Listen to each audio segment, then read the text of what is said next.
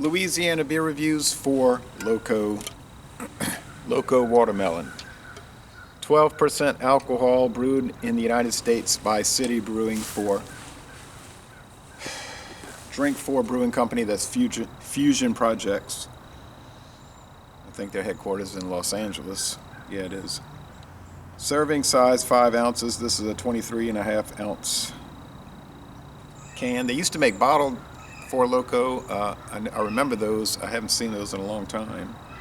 Premium malt beverage with artificial flavor and certified color. Okay.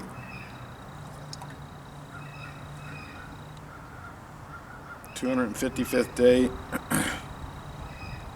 So that would be December 21st, right? Of 2020. Lacrosse, LX Lacrosse. 11:43 a.m. All right, it's got the date, guys.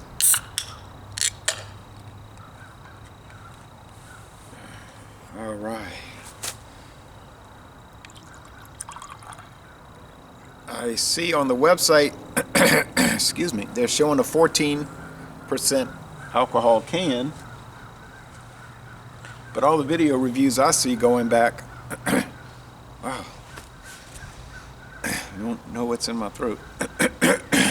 All the video reviews I see going back 10 years are showing 12%. Anyway, it's got this, I guess, watermelon color from mixing red and yellow to some level, some ratio.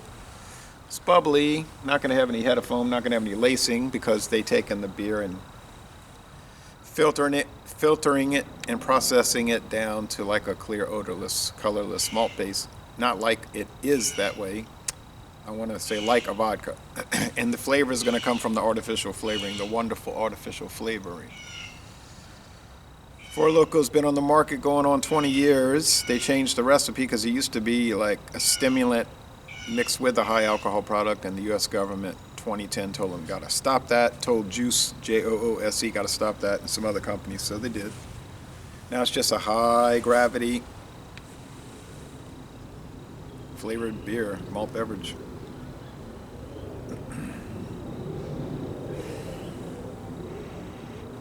It's got that watermelon candy, I guess like a Jolly Rancher watermelon,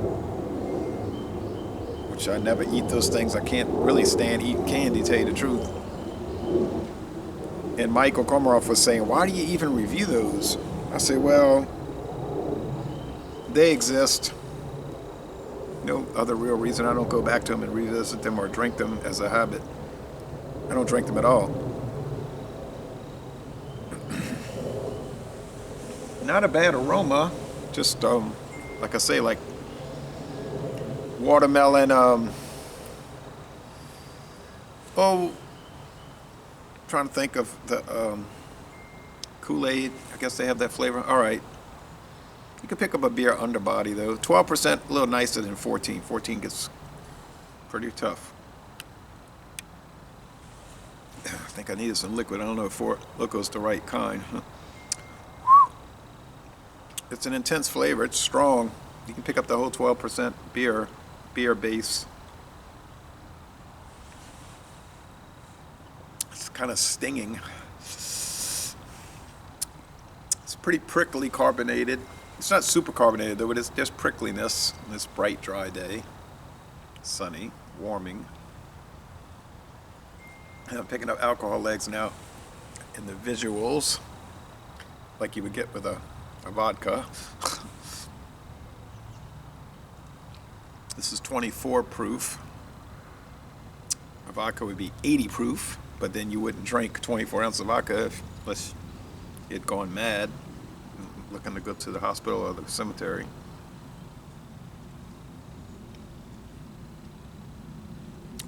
Had it very cold in the freezer for about 30 minutes. Won't freeze too fast.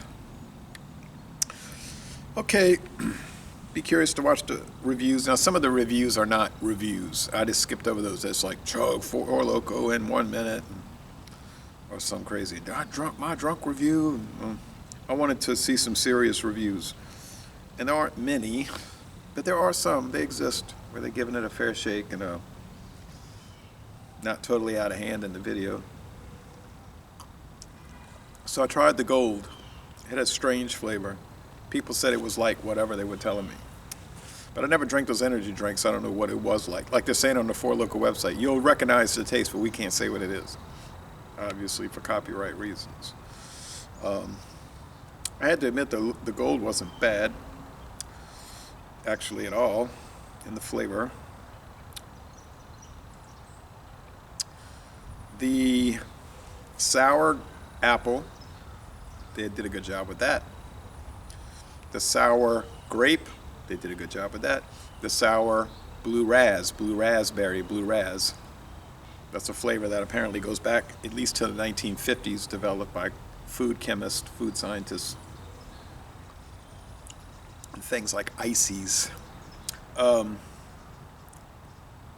this one is not bad. And when I say those were not bad, I don't mean they were just like not a D. They weren't even a C. They were at least a B, and I scored them into the A range. Now you might say, how could you score it an A excellent when it's Four Loko? It's gas station, convenience store beer.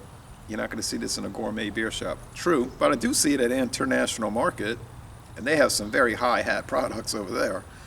That is without any doubt. Bottles of whiskey for $10,999.99, for example. And I noticed that their Four Loko prices are $2.29 a can, so I might have to go back over there. That's the cheapest I've seen. I mean, not to make a special trip for that, but if I'm passing through that city, check it out. I'm scoring this for what it is. And what is it? It's a ready-to-drink malt-based canned cocktail type product, or candy flavored Kool-Aid, Weiler's Flavor Aid type thing. All right, so it isn't required that I say, oh, it's all these intricate qualities. Bitterness, no. Does have hops. If you look at the federal guidelines, just check out tax and trade bureaus. But you got to have a lot of patience because those websites are complicated. Fairly user-friendly though, but it's going to take a little while to research. But they'll say it has to contain a certain percentage of malt, barley malt, and other grains, and it must contain I can't remember the number, a certain percentage of hops or hop extract, and not just a trace amount.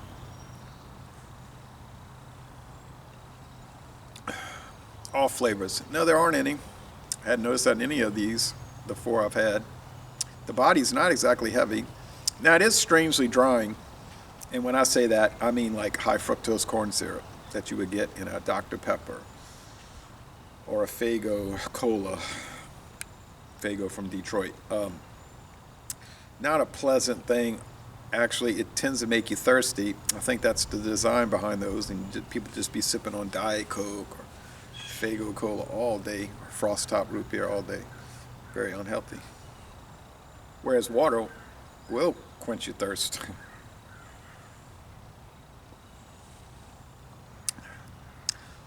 The watermelon flavor is there, but they didn't overdo it. It's subtle in a way. It's tart, but it's not super tart, super powerful tart like the sour series, the three I've already had. Is it sugary? Yeah. It's not overly sugary though. The finish is kind of midway sweet to dry. So it's, after all these years, it seems, I can't go back by first from the old days because I didn't try it then, but it seems like with this product in particular and just city brewing overall in general, they, excuse me, now, first I was doing that, now I'm burping. It seems that they've perfected their techniques. They've improved a lot. Same thing with another big contract brewer who also makes their own brands, the Minhas Brewing Company, also known as Joseph Huber Brewing, and also known as Rhinelander Brewing in Monroe, Wisconsin. They've improved a lot. They've done a lot better work. I can't complain if a company improves.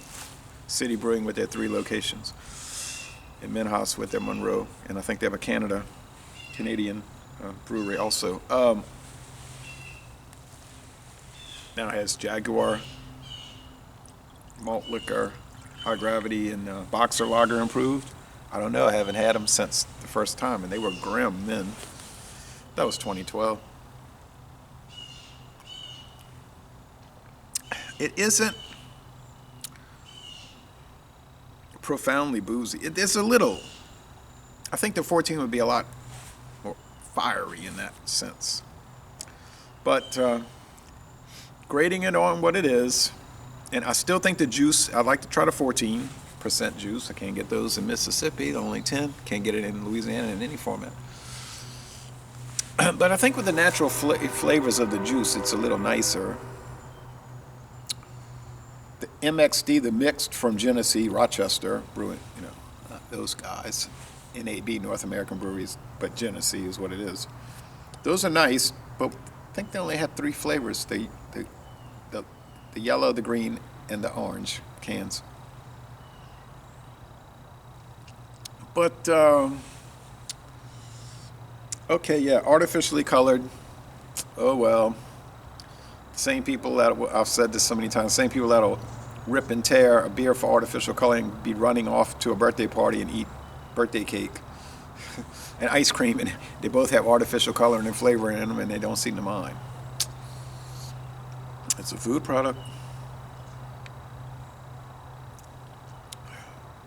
I read many articles about artificial flavoring, mainly to debunk the idea that it's dangerous somehow. It's dangerous. It's artificial. It's in a laboratory, a chemistry lab. It is done that way. Food chemist, food science. It's a big industry. You can go to a state university or private, but either one, get a scholarship, major in food science or biology. Get a job doing that. Make good grades.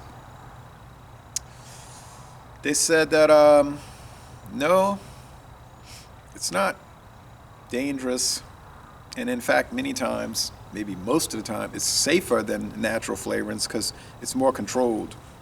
Like it's following this algorithm, this recipe, and whereas the natural could be more volatile because coming from nature and it's not controlled, it's growing out there or wherever.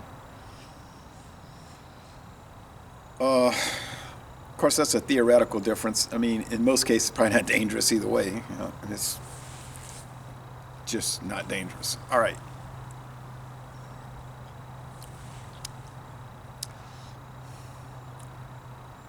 People are going to say it's bum juice, it's hobo beer, it's all these negative things. And, okay. I know a bulk distributor from Anheuser-Busch, their local distributor here. He was amazed that I was like saying things bad about Four Loko years ago because he said, well, I drank that. I said, what do you mean?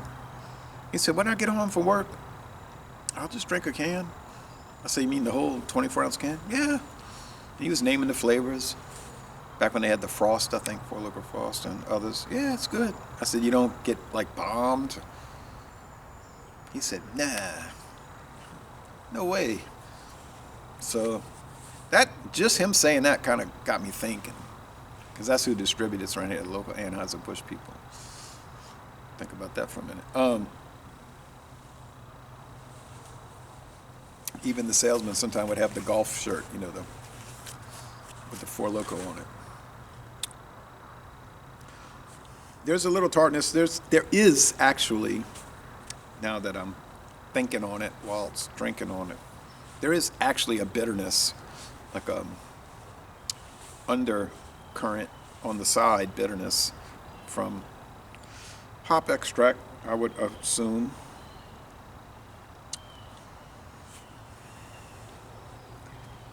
I'm recognizing it for what it is. Their website is kind of interesting. I kept looking at the website and I was thinking, I guess I never really got the joke. But now I kind of get it, and it's not meant to be what I don't know, I just had a bad perception of it.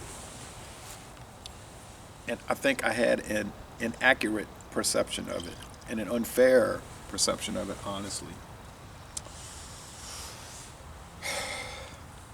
So, with all of that,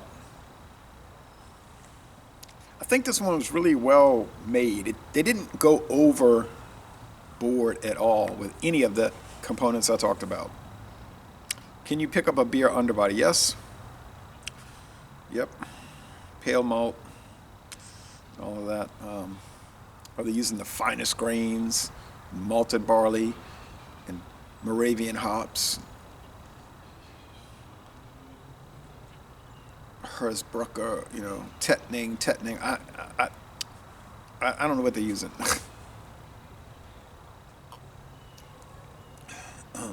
But anyway, it tastes good actually. So if you were looking to drink a flavored beer like this, and I would not be looking to do that, but if you were, and millions are obviously, this would score in the A range. I gave the green apple, not called green apple, it's called sour apple. Green label is made to taste like sour green apple. I gave that a 95, I think. Can't remember these scores when I move on, but I think that would be fair for this. 9.5 out of 10. It tastes like watermelon flavoring, if you know what I mean. And kind of like watermelon that you get from a fresh watermelon. Except without that texture that bothers people. It doesn't really bother me. It just tastes like, it's like sandy, Watermelons have that like granulated flavor. But I don't like fruit. I said that before in videos. I just don't ever eat fruit anymore. The last 12 years, I just can't stand eating fruit. I like wine. If it's processed into wine, I like it, but otherwise I just never eat fruit. I just don't like it. Fruit juice, But to wrap up, 9.5 out of 10. The most excellent flavored malt, premium flavored malt beverage. Well, hey, it is what it is. They're hitting their target, and that's what I ask. Did the beer-based product, was it executed in a manner that reflects the goal they were shooting for? This certainly hits the goal. I know this is what they were trying to make, and they did it to pretty much perfection. So, hey, can't knock it. Lazy Lay, Bon Ton Relay. I'm going to end this review by saying, y'all go to Memphis, Tennessee and tour the city brewery facility. I'm assuming they let you do that.